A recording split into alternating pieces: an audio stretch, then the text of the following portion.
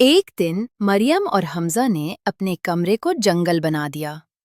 खिलौने बिखरे, चिप्स के टुकड़े कालीन पर और कपड़े हर तरफ।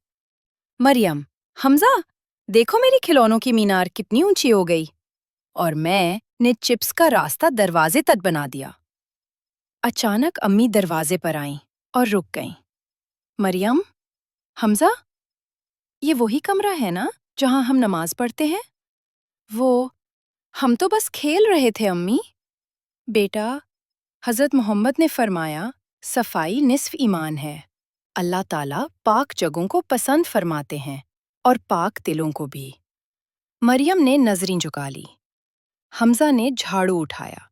दोनों ने हंसते हंसते सफाई शुरू कर दी। सफाई सिर्फ आदत नहीं, इबादत है। जो अपने घर को साफ रखते हैं, वो अपने दिल को भी पाक रखते हैं। और अल्लाह ऐसे दिलों में रहता है।